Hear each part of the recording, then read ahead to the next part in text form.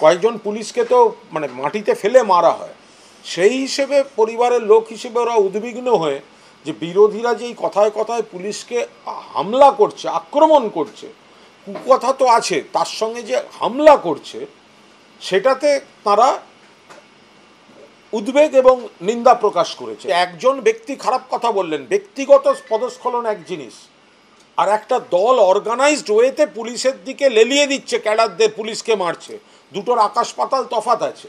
অনুব্রত মণ্ডল যেদিন বলেছেন কিছুক্ষণের মধ্যেই পার্টি নিন্দা করে দিয়েছে, ক্ষমা চাইয়েছে।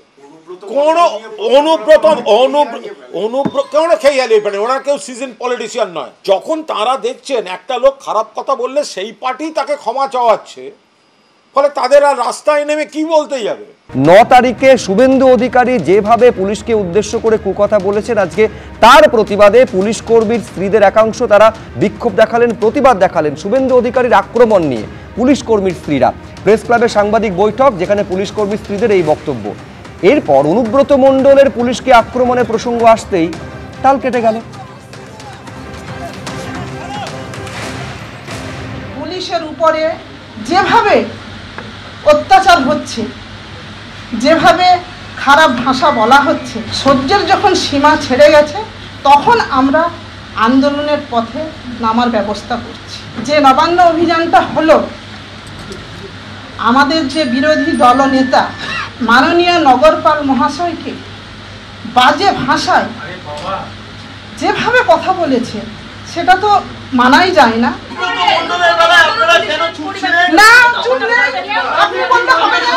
আমরা রবীন্দ্র সদনে করেছি, যে ভাষায় গালাগাল দিয়েছিলেন অনুব্রত মণ্ডল, আপনার মনে হয় যে শুধু একবার ক্ষমা চাইলেই সেটা হয়ে যাবে? না, তদন্ত হচ্ছে। বীরভূমের দাপুটের তৃণমূল নেতা ওই একটা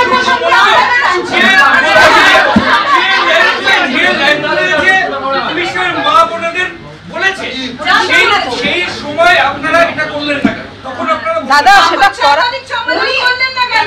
শুনুন, এটা করা হয়েছে।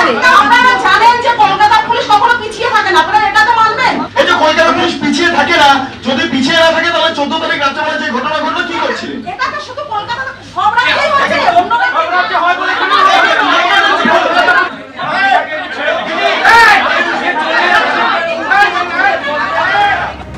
তো অনুব্রত মণ্ডলের বিরুদ্ধে আমাদের রাজ্য সরকার কি ব্যবস্থা নিয়েছে?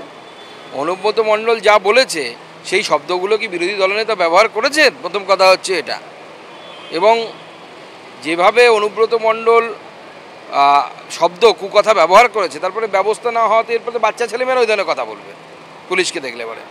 পুলিশ মন্ত্রী নিজে ব্যর্থ, উত্তর দেওয়ার মতন যোগ্যতা হারিয়ে ফেলেছেন বলে তিনি পুলিশ কর্মী অথবা অফিসার তার স্ত্রীদের রাজনীতির অঙ্গনে টেনে নিয়ে আসলেন। এটা খুব সমীচীন হয়েছে বলে মনে হয় না। তবে পুলিশ আধিকারিকদের যে ভাষাতেই হোক, যেভাবে নিন্দা করা হচ্ছে, ঘোরতর বিরোধিতা করা উচিত। বিরোধী দলনেতা যেভাবে বলেছেন কখনোই তাকে সমর্থন করা যায় না, তার প্রতিবাদ অবশ্যই হওয়া উচিত।